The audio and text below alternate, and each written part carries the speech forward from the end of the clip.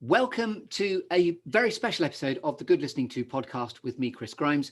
I'm back in the clearing, which I call a G&T with me, CG, as opposed to a GLT, a Good Listening To with me, Chris Grimes. But this is the very lovely Stuart Cox, and he's been very inspirational to me over the last period of the pandemic, particularly, but also actually I've known of him and we've known each other for a good little bit of 25, 30 years or so.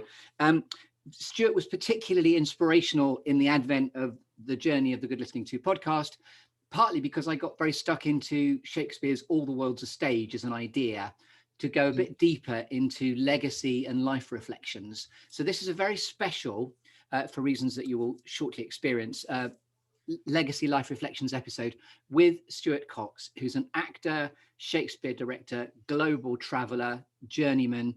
Whenever I speak to him, I'm always struck with a really affectionate and profound feeling of a quintessential Jakequeesness to him, which is, again, back to As You Like It and the very, genesis of that speech, all the world's a stage and all the men and women merely players, because he does have a melancholy quality to him, which is a complete compliment.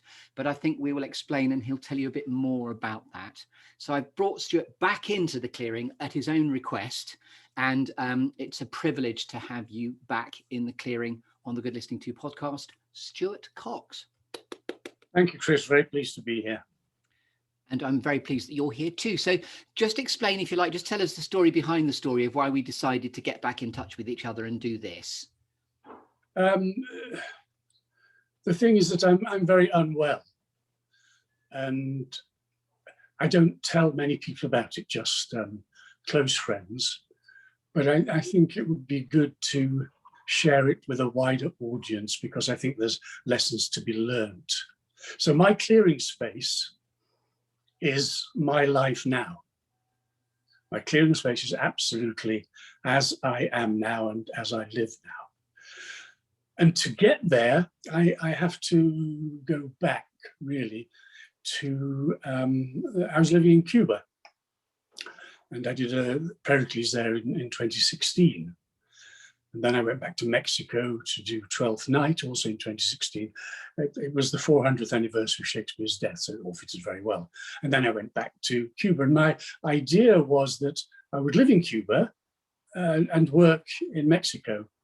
And with the small state pension that I had, because I was then 66 and I had a certain amount of my pension and the money that I earned in India, in Mexico, I could afford to do that.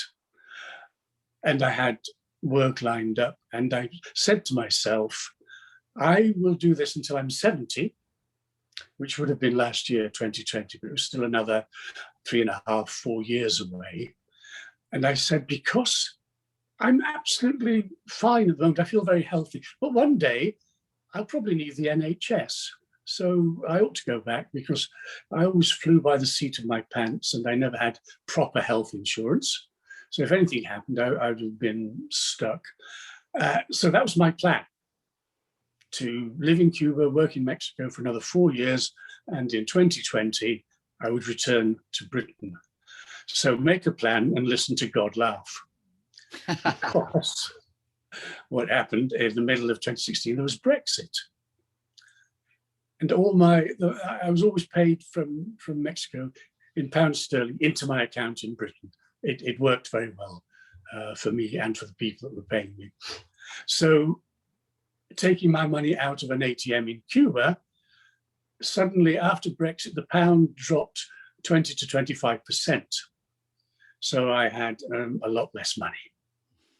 So my financial considerations were changed. And also, as a foreigner, it's very difficult to live in Cuba unless you marry a Cuban and do arranged marriage and all that sort of thing, which I wasn't prepared to do. And I was renting illegally an apartment with the owners hadn't registered with the government, which was fine as long as I had a work permit. But when my work permit finished and I was living there as an individual, they put the rent up because they said, in order to be regular with the government, it costs us more, boom, boom, boom. But they were a bit silly and they put it up by a third. And I said to them, look, if I can't afford this, so I won't be living here. And this is capitalism, you can't just grab the money, because it doesn't work like that. I have to leave unless you keep the rent lower. And they wouldn't. And so I was looking for somewhere else. And then, so the finances were getting difficult because of Brexit and because my rent had gone up.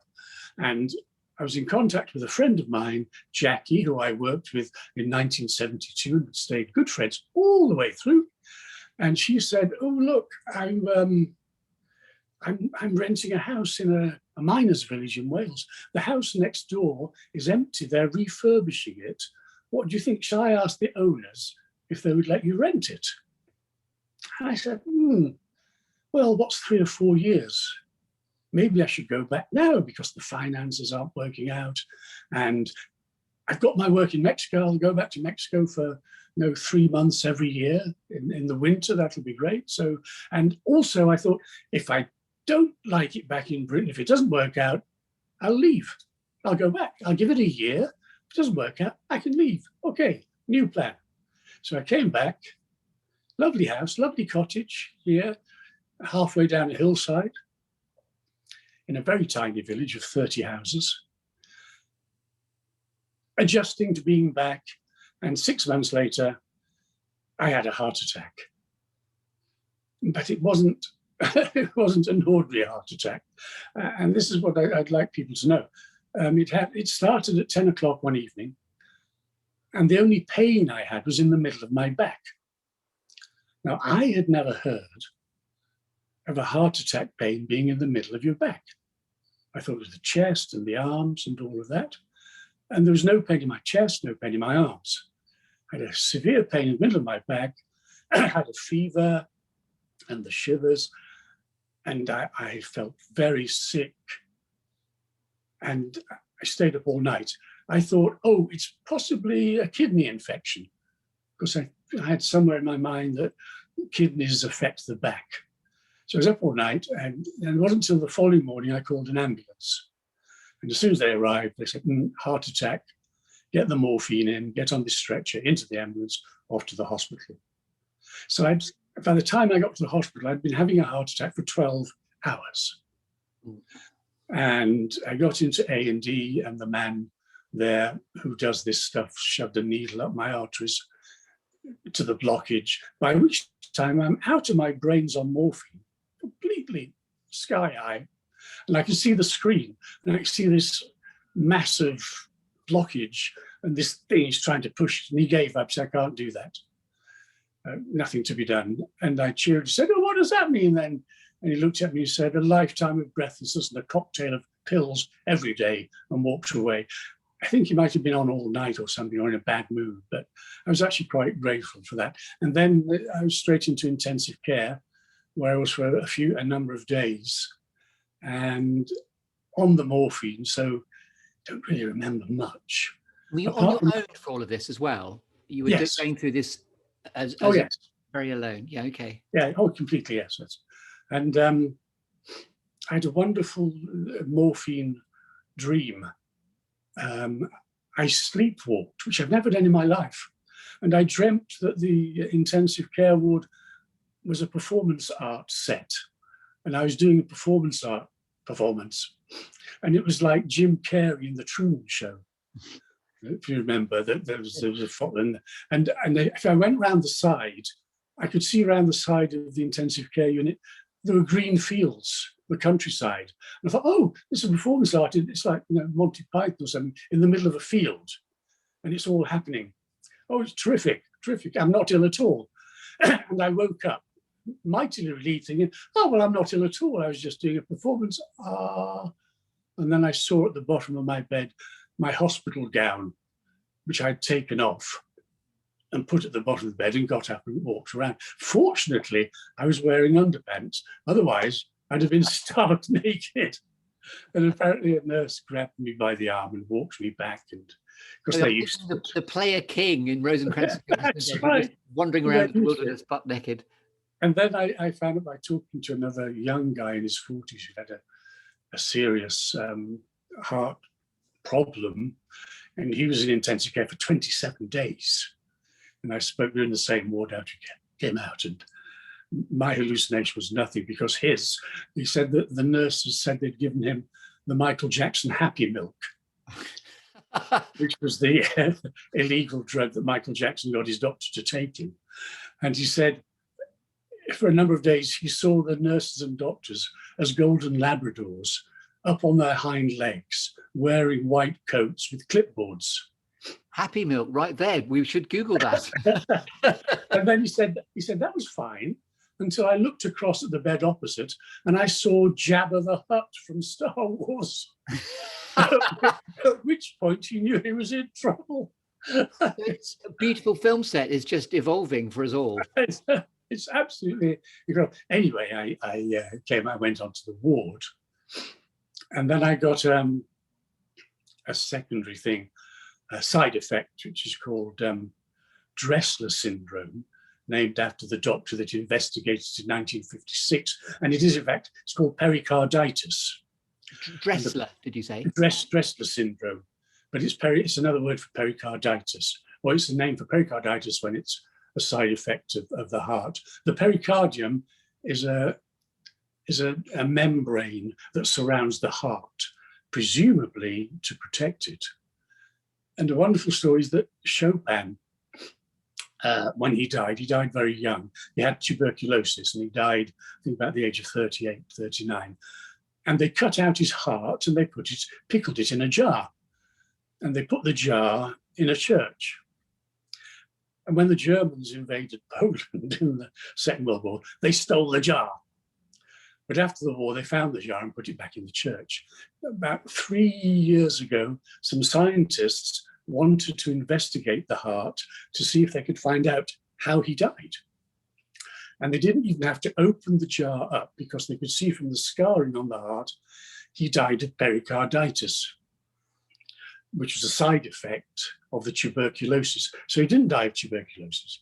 He died of pericarditis, which made me very happy that across 160 odd years, I am 1 degree of separation from Chopin. Very good. Now, my pericarditis... Irreversible scarring, then, is what I'm hearing. So pericarditis is irreversible scarring. Well, it was on his heart. I don't yes. know. But, the fact is it won't kill me, but it recurs. And I'm now, I think, just recovered from my 14th bout of pericarditis in 3 years and 4 months, which is just average just under 3 months. So it will probably always recur. But the good thing is that this one was 6 months since the last one, so maybe it'll spread out. And it's just uncomfortable, it's painful and enervating, etc., etc. So I had that as a side effect, which kept me in hospital longer. And then I was released and I came home and that was all fine. And when I saw the cardiologist, he said, well, there's only about half of the heart left working. The heart is a muscle and half of it has gone now, it's dead.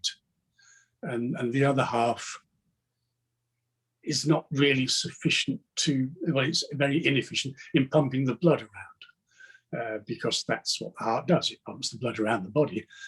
And what I didn't know, which is absolutely fascinating, is there's something called an ejection fraction. And that says that on every heartbeat, the heart pumps out between 55 and 70% of the blood in the heart, which is an enormous amount, isn't it? When you think about it, all that is going on and you're not aware of it. So it is actually, the organ that controls the entire body, particularly the lungs. And so the normal ejection fraction should be 55 to 70%, and mine was between 25% and 30%, which is very low. Wow. And they also said, look, we can't do any surgery because there's not enough heart muscle left, so we can't do bypass or anything. It is what it is, and that's how it's going to be forever. So were you getting into transplant territory in terms of advice you might have got? I wouldn't accept one, even if it was offered. It would only give me a few years, and I'm too old, and it should be for younger people. Nobody's offered it, and I wouldn't accept it. And by the way, I'm so struck with the fact that in terms of the stereotype, the Shakespearean stereotype of 3 and 10, here you are, Absolutely. made it to 70, and Yes. yet you are now in this sort of permanent. So I suppose, and again, it's a compliment that I experience you as being melancholy, because it's the really profound meaning of it. Because I've got a quote here I found on Shakespeare calendar from Henry IV, Part 2. What? You are as a candle, the better part burnt out. I thought, oh yes, that's me. The better part of my candle, which is the life that I've lived. And, and maybe it burnt out because the flame was so strong. And also in the whole story and the journey to now, I'm really struck with how Jackie arrived at a point, remembering the adage, what's meant for you won't pass you by. Absolutely. And whatever happened energetically. And in our journey together, I know you said of your own volition before that you experienced the fact that you're quite psychic. And I remember when we first met, you told me before I had any kids that we were going to have 2 children. And, whether one agrees with that sort of thing or pays much attention to it. But there is something about you which has always been quite other knowing, I think. Well, Jack and I are very good friends because she is a very powerful psychic and much more than me. She's incredible. She's extraordinary. But there was a thing when we worked together. It was a silly thing called the British Dance Drama Theatre, which sounds very grand, but it was in fact touring schools, the sort of job you got your extra card on. And in that, when we were touring on that, there was a scene from a play with Jackie and I playing old people sitting on a bench having a conversation. Now, in front of Jackie's house, next door, was a bench. And we were sitting there one afternoon and we looked at each other and said, well, this is the play that we did nearly 50 years ago. Wow.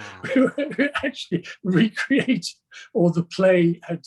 And did you say 50 years ago? So you've known each other that long? Well, it was not quite 50. It was 1972. I was checking, I didn't mishear that it was 15. Yeah, it was 49 years. Wow. At the time of that, it was probably about 47. Is she your neighbour now? Is that what I was hearing? She's moved away now, but she was, and was the reason for you being here. But no, it was quite extraordinary. We just sat and looked and said, we're doing the play for real, because we are now old. We're not acting. Also, sorry to interrupt, that's the Simon and Garfunkel, old friends sat on a park bench like bookends. I love that. Yes. Yeah. So they wanted to check that there wasn't anything left of my heart that they could do something within an operation. So I had some nuclear x-rays, which is fine. It's just that they put some nuclear thing through your veins and they take pictures. And the warning is that afterwards, stay away from pregnant women and small children. So you don't irradiate them. Everybody else was fine, apparently, but it was just small children and pregnant women. There are lots of Shakespearean clowns that you'd probably want to keep away from pregnant women and young children. But then they sent me for, what do they call it? An MRI. Yeah. MRI in Bristol, which is the only one. There's only 3 places in the whole of Britain that do it. And so Bristol is one for the whole of the south of England. It's a very expensive MRI machine, which is awful because it's so claustrophobic. You go in and it's due to be in there for an hour. And after half an hour, they pulled me out because they were going to inject something into me. And I said, I'm not sure I can cope with this. They said, well, try this bit first. We've got to do this injection, boom, boom, boom, so we can see very clearly. And they put me back in. And within a few seconds, they pulled me back out. And I was surrounded by people in white coats. And I said, oh, this is a teaching hospital, isn't it? Have you all come to have a look at me? And they said, no, we're cardiologists. You've just had a major arrhythmia. Now, arrhythmia is when the heart goes completely out of whack. Yeah.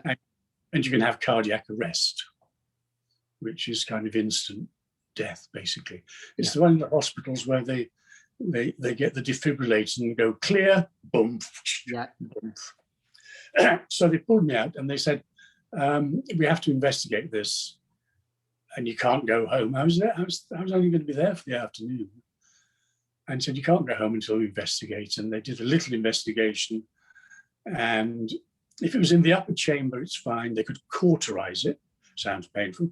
If it's in the bottom chamber, it's potentially fatal, and something has to be done. So mine was in the bottom, of course, in the bottom. So they wouldn't let me go home in case I dropped dead, and they kept me there until there was somebody free to have the operation. And it was 2 weeks, and it was Easter, and they kept putting it back, and dum. I think I phoned you from the hospital because I was in Bristol, and I was alone in this room for 2 weeks going nuts until it was time, and then they did. And what they did is they've inserted a miniature defibrillator inside my chest, which has a lead which goes to the heart. So, and this is all separate from a heart attack. It's all separate from heart failure, which is what I have. I have chronic heart failure, which means that heart doesn't work. Restarter pack, it sounds like. So this is a restarter thing, yeah, which is separate in case of cardiac arrest. So if I have a cardiac arrest, an electric current goes into the heart to restart it. And has that been invoked as far as you know? No. I just have a feeling it never will. It seems to be there for safety. And I had a big discussion with the surgeon because I said, hang on a minute, you haven't asked me if I want this. And they said, well, why wouldn't you? I said, well, no, maybe I don't want to be kept alive by a machine. We had this philosophical discussion, which a younger doctor said, look, our training is to keep people alive. That's the Hippocratic oath, yes. Yeah, our training is to prolong life. Yes. And that's what this is. And we did a deal. I said, okay, if I get to the state where I'm really unwell and I don't want to let my life hang on a machine, they'll turn it off, which is fine, which I think is what they do when you go into a hospice. They turn it off. Had you been consulted beforehand, you might have sort of gone down the do not resuscitate type of avenue. No, I've done that now. I've done a do not resuscitate, right. But it's part of what they do in a hospice, do not resuscitate and turn off the machine. And I looked it up on on Wikipedia, and in fact, I am now a cyborg, because if you look up cyborg in Wikipedia, it says there are already cyborgs walking amongst us. There are people who have defibrillators implanted in their chest, which is an electric machine, and their life may depend on the machine starting up an electric current. So they are part machine, part human. I am a cyborg. And do you have a USB port is the question on everyone. I wish I did. Plug it in and recharge my phone on you. Now, just to finish this off, Arnold Schwarzenegger had a major heart surgery. It was a triple or quadruple bypass. Just 2 to 3 years, actually 2 years ago, I think it was. And the story was, and I really hope it's true, that he came round from the anesthetic, opened his eyes, looked around and said, I'm back. The Terminator lives. Absolutely. I know. But I mean, that is, if he did, that is such a witty thing to do. It really is. I mean, it's wonderful. And I think it's true because it was reported, And if he had a red eye contact lens as well, that would just be outstanding. I don't know. So anyway, so I'm a cyborg with this in case I have a cardiac arrest. I have chronic heart failure, which is a deteriorating condition. It never gets better, it just gets slightly worse as it goes. And I said to my cardiac nurse, I think this is like something I came across in India, which is step wells. And in India, they have these step wells, because especially in the desert in Rajasthan, the wells are at least 100 feet down. Step wells, sorry. Step wells. And in order to get down to the water, they built these incredible architectural constructs, which are a series of steps and platforms going down in various geometric patterns. Yes. It's like an Isha drawing, except it's all in the right dimension, a staircase. And I said, look, it seems to me that my condition is that I go down the steps and I can rest on a platform before I go down, but I can never go back up the steps. Oh, wow. And she says, yes, that's right. She said, would you mind if I use that in my talks? I said, no, of course not. And that's the perfect analogy that, and I have got slightly worse bit by bit over the So the 3 descent years. is gradual, but and permanent. So when you go down, you can't.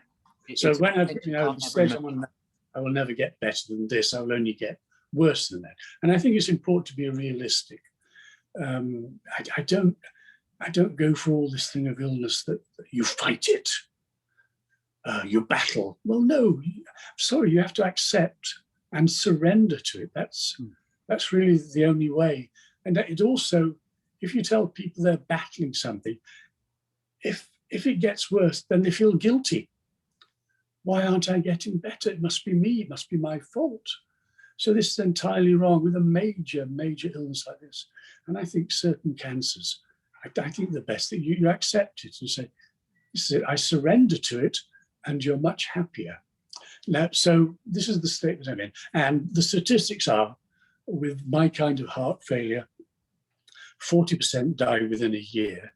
So I've overcome that. It's now just over 3 years, 3 years and 4 months, I think. 60% die within 5 years, and 90% die within 10 years. So the longer you go, the less the odds, but the more odds you've beaten in that sense. So as we know, none of us are getting out of here alive, but what you're attesting to is... Absolutely. But I sort of think I know what I'm going to die from, which is a comfort in some ways, although something unexpected could come along and come over the top of this. But and you've described it before in conversations we've had where you're ready for the journey to the next galaxy, and you've booked... Oh, absolutely, yes. I've booked my ticket for the next galaxy. I just don't have a departure date yet. But I'm looking forward to it immensely, because it's going to be a wonderful new adventure, and I've lived my life through adventure. So I look forward to that. Now, the important thing that I have to say before I finish this, to say where I am now, is that in intensive care, I had an enormous feeling of relief, because I suddenly thought, now, nobody, including and particularly myself, can have any expectations of me. And it was very freeing, because I think as you continue to live and you live the life that I've led, it's like you have a rucksack on your back, and it gets filled and filled and filled and heavier. And it was like I'd thrown it off. It had gone. I wasn't carrying any baggage anymore. And I'm hearing an expression which you haven't said, which is, I am what I am. And therefore you're at peace with that presence here in the clearing. Absolutely. And interestingly, I think I said to you before, last year, Julie Walters was on television talking about her cancer, and she was doing it as a public service thing to say, if you feel ill, go to the doctor, because I had it, and now I don't, but don't hesitate, go. I caught it early, so you must catch it early. But she said that when she was diagnosed with the cancer, she also felt an enormous sense of relief. And her word was, she said, oh, now I can get off the merry-go-round. Yes. And she said, I may never work again. And she said, if I do, it'll have to be very, very special. And by the way, because I haven't been enjoying it lately. And of course, with her, I mean, she carries projects. If she's the star of a film, or it all depends on her. So that's a huge burden. Yes. And she suddenly realized, I have a choice. I don't have to do this. And she felt that release of letting go. And by the way, in the salubrious company I find myself in with you today, but I've also interviewed someone called Johan Ilgenfritz, who is the founder of UK Health Radio. And his quote about finding peace with being in the now was the Mark Twain quote about the two most important days in our life are the day you are born and the day you work out why. Yes. Purpose. Yes, absolutely. And presence, which is very profound. So really, why I say I'm now in my clearing space is that I am in an empty space. I cannot make any plans. And it sounds peaceful, and you are at peace. Yes, yeah. Here I am. I am what I am in the clearing. I do actually live in the moment every day. I can't plan what to do because I'm not allowed to drive. I'm advised not to fly anywhere. Anyway, the thought of a train horrifies me because I can't, people and crowds just will jangle me, make me very anxious. I don't know why I'm asking this question about, I'm calling it the happiness index. If 1 is I'm not very happy, 10 I'm ecstatic, well, what would you say your general kilter is of happiness? Usually about 8 or 9. Actually, happiness doesn't really come into it because we're going to go circularly. Oh, it's just been half an hour already. But I will go back to Cuba. And the thing that I learned in Cuba was you must accept what you cannot change. Now, this is a mantra I've heard all my life. And usually I said, really? Well, I'm going to damn well I'll show you. Don't you tell me what I can't do. You don't tell me what I can't change. I'll do it. And so as a precursor to this, I had that experience in Cuba, as we will see, of realizing that if you surrender and say, I accept what I cannot change, then everything's fine. And that's how I live now. I accept what I cannot change, and it's okay. It's actually okay. And by the way, thank you so much for sharing that profound story of the 3.5-year journey of late to now. Yeah. Would it be helpful now at this point, now we're in the clearing, to take you through the rest of the construct? How would you like to play it? Yes, I think really, I think we should go straight to Cuba because I think that is the most pertinent to hear, because I had lots of stuff lined up. See, I had 30 years of adventures in Britain and British theatre. It just makes me sound like a lovey. You know, it's all lovey-ish. I don't need that. And then there was India, which is an extraordinary experience because, you know, the play that I did in the middle of the countryside, the smallest audience was 2,000 on the first night. The next night was 5,000. Then it was 7,000. And the last night was 8,000 because they were walking 15 kilometers from other villages in the countryside all around. And I cannot tell you what an extraordinary, wonderful validation of theatre that was in a way that I never had really in this. And I'm thinking of Peter Brook's Mahabharata, that sort of thing. But this was Shakespeare that you were doing. What's the name of your company? Well, what I didn't tell you the last time when you talked about that was that in 1987 I did 2 months all around India looking at folk theatres. Calcutta, West Bengal, Rajasthan, Maharashtra, Bombay, and deep south Kerala. Which I will say this because this is a golden apple.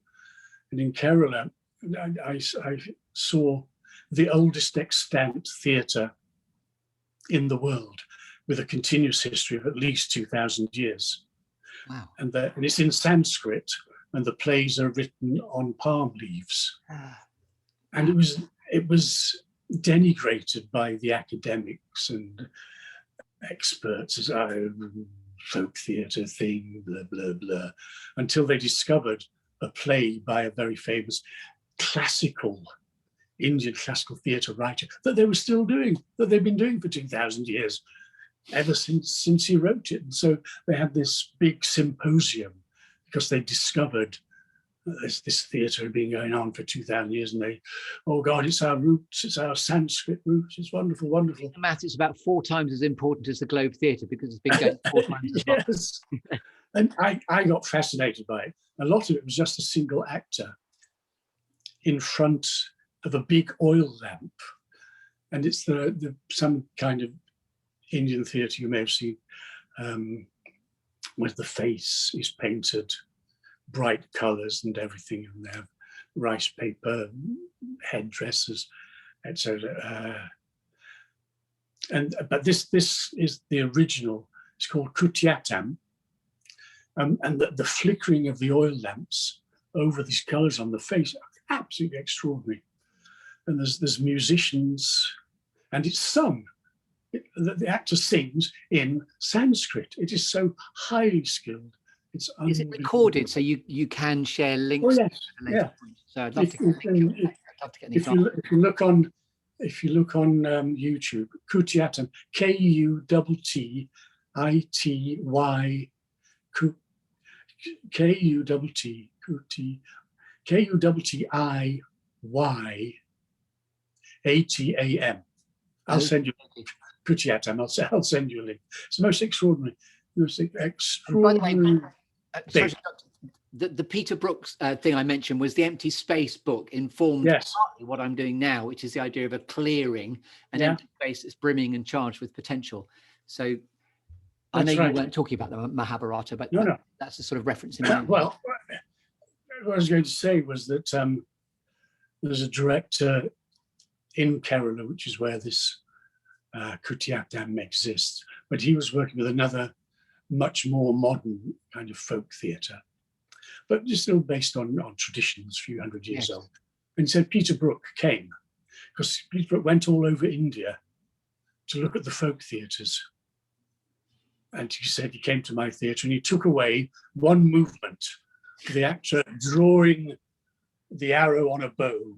And he took that and he put it in the Mahabharata. Peter Brook is a cultural tourist. Which is a fair comment, actually, a fair critique. He was very mad. Because he was very mad.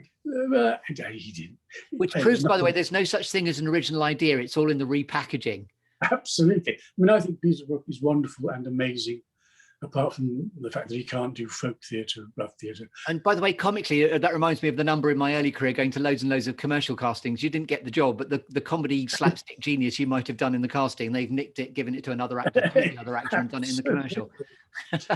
Absolutely. But that, from the horse's mouth, Indian theatre director, Peter Brook's a cultural tourist. Very angry, really very angry, which made me laugh. So presumably there's lots of other theatre directors all over India going, Peter Brook stole the movement for standing on one leg or whatever. Crane has been doing it for years in various nature programs. But I don't know. You mentioned Cuba before. Yes. So the main thing I just want to say is that what I saw, I went to villages all over India, and the play would start. Folk theatre is dying, but I saw the remnants. We start at 9 o'clock at night and finish at 3 in the morning. The most extraordinary things, and they're different in all the regions. But there was one village I went to. There was a newborn babe and a man dying on his bed. The whole village was there. And there was literally the newborn babe, and over in the other corner was a man on his deathbed. The entire village was there. And it was wonderful. And I thought, this must have the similar kind of feel for Shakespeare's time. Yes. So raw, so immediate. So life and death is happening on stage, but life and death is happening in the audience. I love that. The baby and the ancient man, life and death. Right? And when I did my play, you see, of course, I was anonymous, which I wonderful. Because I remember that it was the rise of the director in the 1980s and 90s. And I used to see on theatre posters in London, it used to be starring and the actors, but then it was directed by. Yes. The director took over. And I directed this thing in a village folk theatre play with 8,000 people in the audience, and nobody knew that I was responsible. It was wonderful. So free. I used to walk around amongst them and just be in different parts. And you've never heard anything so noisy, because they were talking, but they were talking about the play. Yes. They were talking about the play. And at any one point in 4 or 5 hours, which is what the play lasted, at any one point, there's a dozen people going to the toilet. There has to be. Of course. How can there not be? It was a cacophony. It's a true happening, isn't it? A true happening.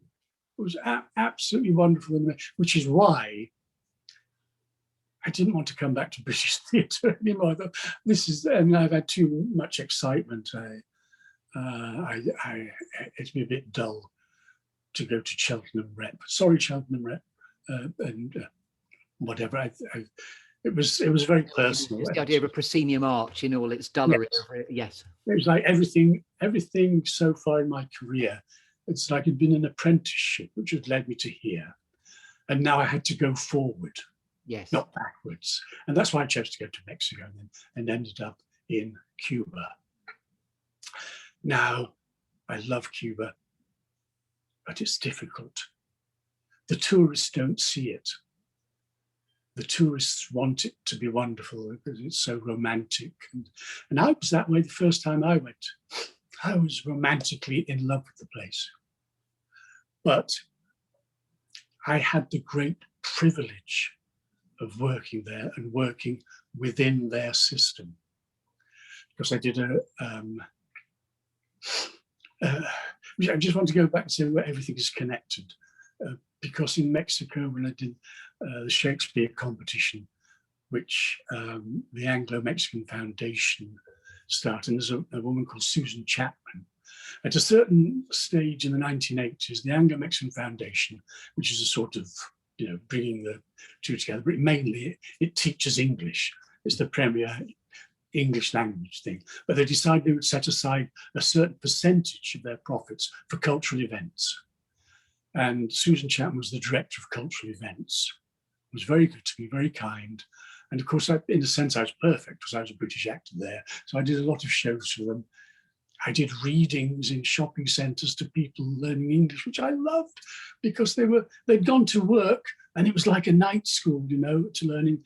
And they loved it because the opportunity for them to hear a British person reading a novel to them.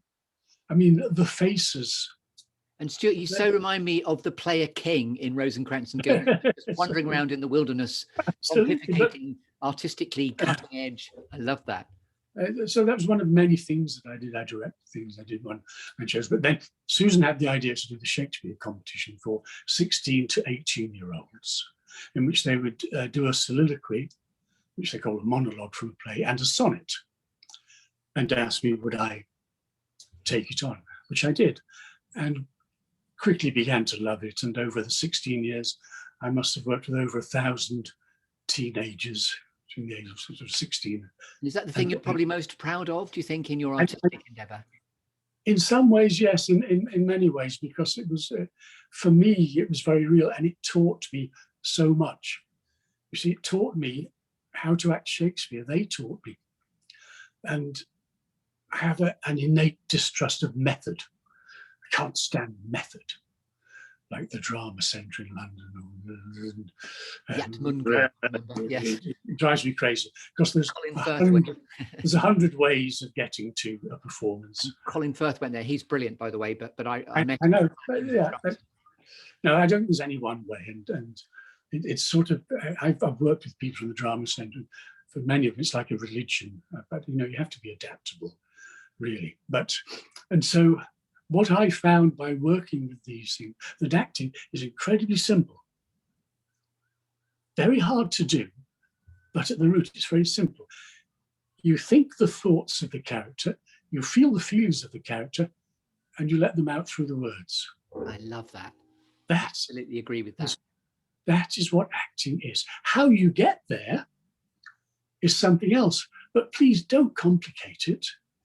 And I love the fact that goes just deeper in a beautiful way beyond, darling, say your lines and don't bump into the furniture. There's resonances of that. It's just the simplicity. Simple, but it's not simplistic. It's actually misunderstood because when they did the film of Julius Caesar, Brando was pestering John Gielgud saying, please, you got to show me, tell me, how do I do Shakespeare? How do I act it? Sorry. No, you're still here. And I love the quirks of Zoom. You're back. That was a telephone call which I've just got rid of. I think it might have been a cold call from somewhere. Okay. And he said, please, you got to tell me. You're the. It could have been a cold call from India, by the way, and it could have been someone you taught Shakespeare to. He pestered him. You're the master. How do I play Mark Antony? How do I do Shakespeare? And Gielgud just said, say the words, dear boy. Just say the words. which has been taken as Gielgud not wanting to tell him. But actually, no, that Yes, was the truth. He was telling him the truth. And there's an equivalent story, isn't there, apocryphally, with Laurence Olivier and Dustin Hoffman, to say, try acting. That was in The Marathon Man, when he'd run around the block and was slapping himself on the head. Apparently it's not true. It's apocryphal, and it's not true. But the best Olivier story is when he was doing Othello, and they were at Brighton, I think. They were doing it as a tour before going to the Old Vic. And apparently this night he was absolutely sensational. I mean, he was on another planet, his acting, and everybody could see it and knew it. And at the curtain call, he stormed off the stage, ran into his room, slammed the door, wouldn't let anybody in. If anybody knocked, he swore at them horribly, until eventually he let the director in, John Dexter. And he said to him, Larry, he said, you were absolutely brilliant tonight. What's the matter? He said, I know I was, but I don't know how to do it again. Oh, I love that. When you achieve that bliss state of the happening being absolute perfection. And it's very rare. It absolutely. It's very rare. It's only happened to me 2 or 3 times, but I won't go into that because that's another thing. We need to get on to Cuba. But I have to say that well, it is connected. Those teenagers taught me how to act Shakespeare because they have no artifice. Yes. And I suddenly realized, I realized as soon as I left drama school and got a job, and they put a wage packet in your hand, you got to deliver the goods. And how do you do that? You develop what is called technique. And where were you at drama school, Stuart? In Manchester. Manchester. Northern School of Music and Drama, and Apple, which I'm not going to go into. But I learned a lot from that too. Because I know we met in Bristol, and I'd been to the Old Vic Theatre School, but we met in Bristol. So and so they taught me so much, and I'm very grateful for that whole experience. And that they taught you because myself, I know I have artifice, I have technique, I have artifice, and I really dislike it because it's cheating. And I've often saw on the stage thinking, God, what a cheat you are, because you can't get through the artifice back into there because you've been paid for it for so many years that you have to give the audience almost what they expect, and they expect artifice. Yes. They expect technique, and these kids didn't have any, and it was so pure. And where I got back to Cuba, but these kids you're talking about were the Indian Shakespeare competition. No, in Mexico. In Mexico, sorry. In Mexico, in Mexico. And I say that I've worked with over 1,000 of them, and actually, it didn't matter if they're any good or not. So I don't like competence. I think competence is wrong. Very brave to do it in the first place because most of it was a second language, and there was it was just, it affects me. I mean, it's emotional to me. But the first prize used to be a week in London and a day at the Globe Theatre. Then we developed that. Susan was very good at making contacts. She developed it to, there's something called the British American Drama Association, BARDA, and they hold month-long workshops every summer in Oxford colleges, mainly from America, and they have young actors age group, and they have 16 to 18 age group. And Susan arranged that our first 2 winners would get the prize of a month in Oxford doing, a 9 to 5 classical theatre Shakespeare workshop, with. And what was her name again? Susan what was that? Susan Chapman. And is she still around, Susan Chapman? No, she's sort of half in Britain and half in Mexico. She'd lived in Mexico for many, many years. Yes. So she had lots of contacts in the. And I remember the BARDA American Association had some sort of connection back in the day with Westfield College in London as well, I seem to remember, because possibly I gate crashed that. But at the time that we made this, Susan made the connection, the director was called, my brains were, Ian Aldridge, who became a friend because he would come over and do workshops with young Mexican actors in drama school to choose a couple to go to the older age group, and he would be one of the judges at our competition for who he would like to have in the younger workshop. Are you still in touch with some of your students, or are you someone that's touched their lives and they've moved on and some your work is done? The thing is, a lot of them actually became actors, which was very gratifying. Yes, to see that as a step for someone who wanted to be. Do you still have ambition to play anything? Because obviously you're already ripe for King Lear at this point as well. No, I couldn't. It's enough for me to. After we've done this, I'll go straight to bed.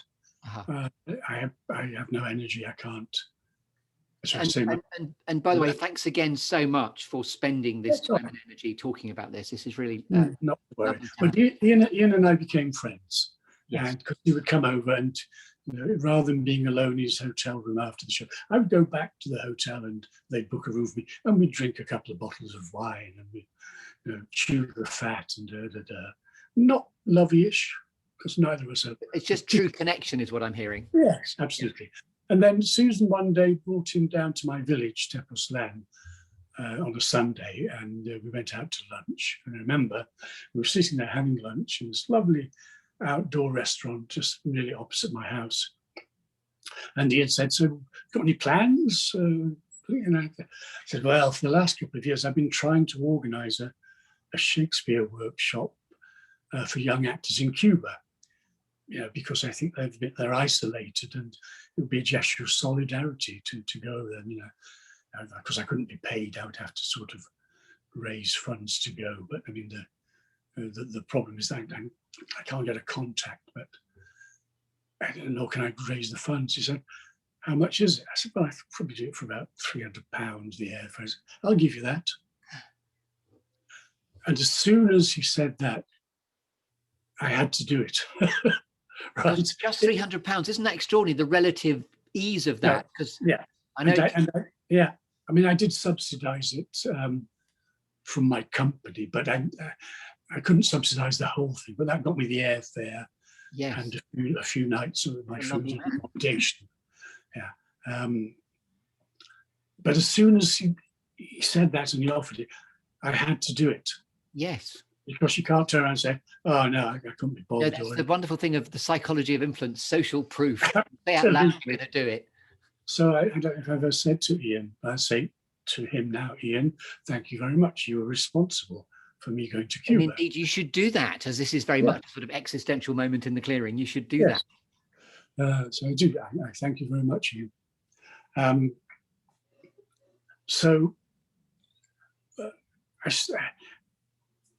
I would write emails to these probably non-existent addresses I found on the internet, and nothing came back. So I wrote to the British Council, and they wrote back and said, "No, we don't do this sort of thing. Go away." And then a few months later, I got an email from the British Embassy in Havana saying, "Somebody at the British Council's passed on your thing. We're having a British Cultural Week, and we'd like to include your workshop in that." Wow.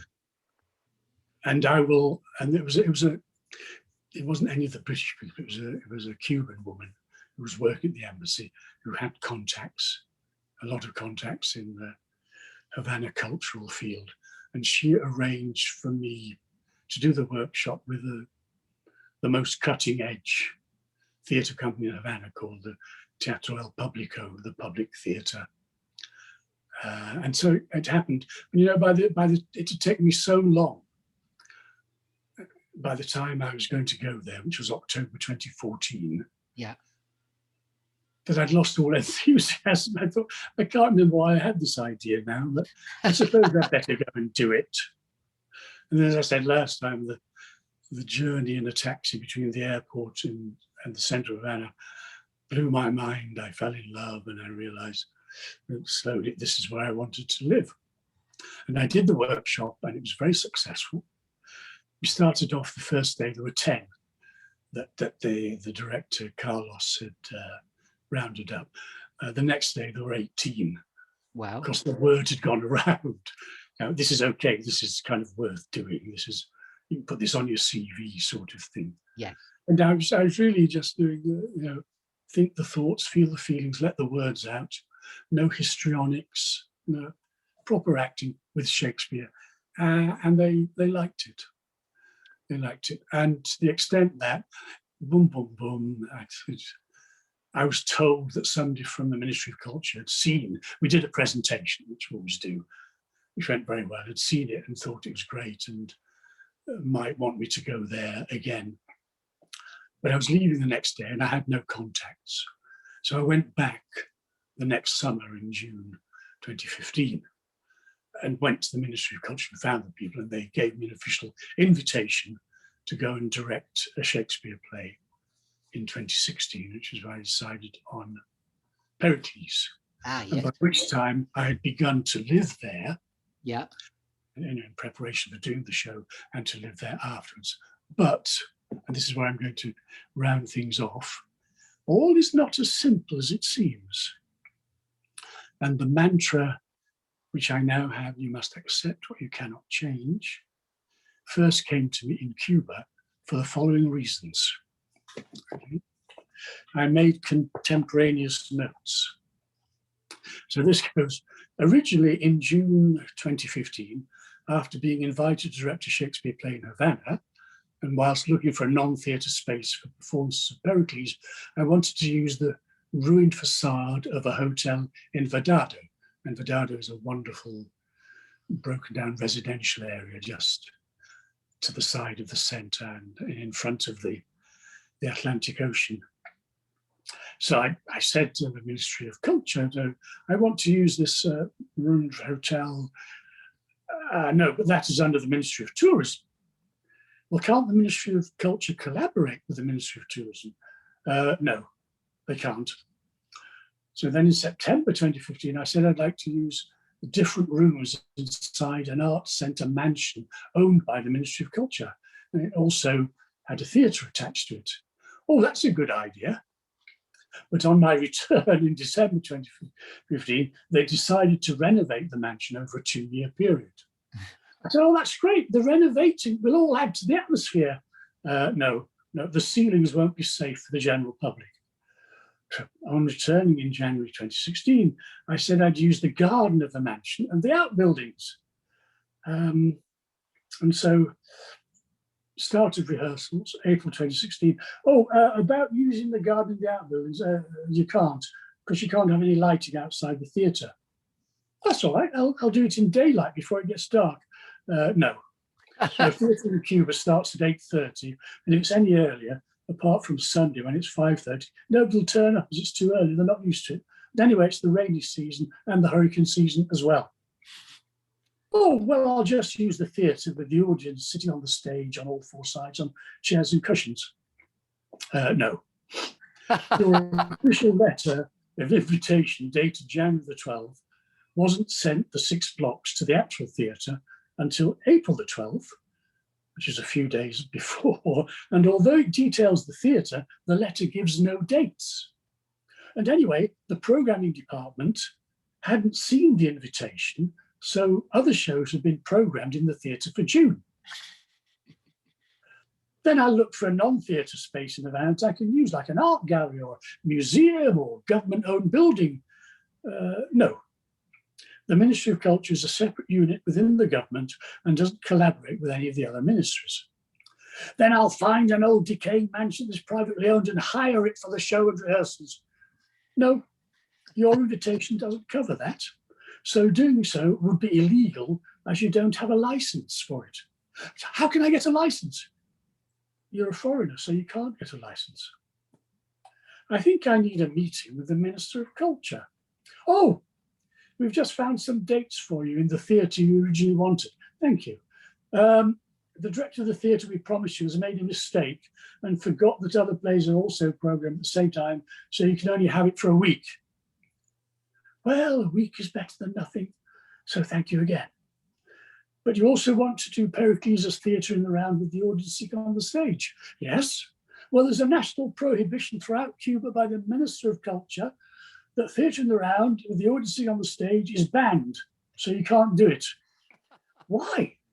That seems like censorship. Well, let me find out. The reason is that the stages in the theatres in Cuba are in such a bad condition and there's no money for repairs, so they don't want any extra stress on the stage. So I went ahead anyway. And you see, I had the most enormous privilege to work within the Cuban system. Yes, and at any point you could have thought, I'll get my coat and leave. Absolutely. But me being me, I'll show you. And in fact, it was beginning to dawn on me, accept what you cannot change. Yes. Which is what I did all the way through that. I accepted, I couldn't just, another idea, can't do that, another. But I did do it. And to finish off, which absolutely cements the accept what you cannot change, is what I wrote straight after the first night. Okay. Tuesday, June the 7th, 2016. I was supposed to do the lighting yesterday afternoon and then rehearse by doing the play right through twice. But of course, there was a power cut in the afternoon, so nothing could be done. It eventually came back on, so the lights could be rigged and the actors then disappeared until 6 o'clock. Still time for a couple of runs, but the costumes had been left at the apartment of one of the actors where we'd been rehearsing. They all went away to get them, but the actor had left something at his mother's place quite far away. They returned an hour and a half later at 7:30 p.m. We had the use of the theatre only until 9 p.m. due to restricted allocation of electricity for theatres in Cuba. Only so much electricity for light and air conditioning can be used each day. So that means if there's a show in the evening, you can only rehearse for an hour in the daytime. Right? Because there's an allocation, the electricity, because it's scarce. The meters run out on your theatre performance. Absolutely. And before each of our shows, there's another show at 6 p.m. each night, which was news to me. And the other show has use of the theatre all day today, the day of our first night. So just one run of the play was possible, a dress rehearsal of sorts, and the only occasion we had to be in the theatre ever since rehearsals began. One of the actors, Belisa, hasn't been able to rehearse for almost 2 weeks due to doing another show and a week's filming. And actually they filmed, what's that car racing thing? Car racing? You know, that franchise of films. Yes, sorry, now yes. I can't remember what it's called. Anyway, but they were doing the number... Fast and Furious, thank you. Fast and Furious, yes. Thank you. They were doing Fast and Furious 8. Yes, because they hadn't managed to do it all in 7 so far. Yeah. Fast and Furious 8, partly in Cuba. The opening scenes were in Cuba with all the other cars racing. And they were taking actors right, left and centre. Not to mention electricity. There must have been just mainframing the electricity grid. And they were paying them, like $30 a day, which is a disgrace. But I could only pay them $70 a week. So I kept losing actors. So I got a day. So she was due back. Then on the Sunday evening at nearly 11 o'clock, she rang the reverse charges in floods of tears, saying something had happened to her grandfather and she wouldn't be here for the dress rehearsal, for our one and last rehearsal. But she would be there for the first show. We rehearsed without her, leaving gaps. It was just about the worst dress rehearsal in recorded history. It was a mess. Oh, and it rained most of the day, quite hard. Today, Betiza rang me to say she's feeling better and we'll return on the bus from Matanzas, 4 hours away, where her family live, and she will be at the theatre by 7 o'clock. Will she? What else, you might ask? Well, there's a hurricane over Florida heading to eastern Cuba, and it may or may not reach Havana with winds and torrential rain. The sky is grey at the moment, but isn't raining. If it hits Havana, then nobody will come out to the theatre. So I'm prepared for at least 1 or maybe 2 or 3 of nights of the show to be cancelled. Nobody quite knows if the hurricane will veer off to the side or change direction and hit Havana. Even so, heavy rain is expected. Jorge, my producer, stage manager, says he's never known such a series of mishaps and obstacles as I have faced with this play, and asked if I'd ever had a Mexican wife or girlfriend who I'd upset, so they'd put some witchcraft on me. And I'm just thinking how ironic it would have been if you were doing a production of Macbeth, of course. Anything else? Oh yes, I just cooked some pork ribs, and it was so thick it wasn't cooked through. I ate a little bit of the outside before I realised it. How long does it take for food poisoning to take effect? I don't know, and I can't Google it because there's no internet. Am I sweating because it's hot, or do I have a fever? I don't know. Does my stomach feel funny from the pork, or am I anxious that I have food poisoning? I don't know. So far, so good, I think. Should I try to eat some pizza to quell my hunger, or should I have an empty stomach? I don't know. I'm distracting myself writing this. My tactic tonight is to tell the actors how wonderful they are, and this is Shakespeare in Cuba, so be Cuban. Act like Cubans. Don't be restricted by me. Make the play your own. It's time. Enjoy yourselves. Enjoy the audience. Mistakes don't matter. Just be Cuban and let the play come alive. Will it work? Well, it might just. Will Baptista turn up? Will the storm hit? Will I be taken ill? Will the actors take ownership of the play and their acting take flight? All will be revealed when I finish writing this after the show, later the same day. Apart from all that, Mr. Cox, how's the play? Well, Baptista arrived an hour before start time. The storm didn't arrive, but there was some rain. I didn't get food poisoning, and the actors were, and the play was wonderful. I told them beforehand what I said above, and told them I was no longer important. They knew the play, and they could now act however they wanted as Cubans. They responded wonderfully, and it was all fresh. They took off, flew with the scenes, acted like it was the first time, bits of improvisation, exactly what I wanted. Baptista was word perfect and right on cue for each of her scenes and acted beautifully. The witchcraft continued with a power cut, a third of the way through the play, but this being the era of the mobile phones, there were enough mobile phones in the audience for them to take out and put on their torches. No lights, no problem. The blackout lasted 5 to 10 minutes and the lights came back on. Due to the rainstorm, the audience was quite small, but that was perfect. No pressure on the actors, so they could relax, and the play took off at last, which is where I learnt accept what you cannot change. I love that. And also that therein lies the play within the play, within the play, within the play, coming full circle of the Shakespearean epic of trying to put on Pericles in Cuba. I love that. So understanding the mantra of accept what you cannot change began. Yes. That production. And life is full of obstacles, and how we overcome them.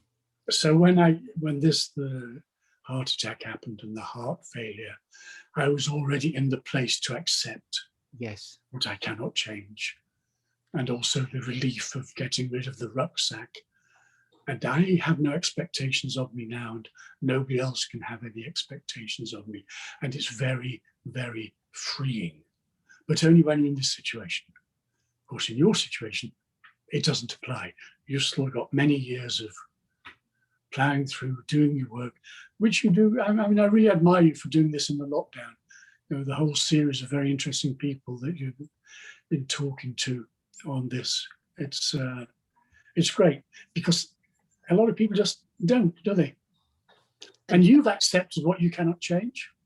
I have, and also I'm taking such great succor from what you've just described and your whole journey to now as well. Out of adversity comes creativity, as we know, and I've been struck very recently that only when you've been in adversity, when you look back, can you see the grace. And invention is the mother of necessity, all the cliches. Yes. And I think for all the moaning that the theatre people have been doing, there's actually a lot of learning has been going on. Yes. By those that have accepted it rather than try to fight it. Because when you moan and say, oh, it's not fair, you're fighting it, accept it. It's victimhood. You can't change, accept. Yeah. and you've taken this upon you, and it's been terrific. You would never have done it, would you, otherwise? No, I'm fully aware that if it wasn't for the pandemic, I would not have given birth to the Good Listening To podcast.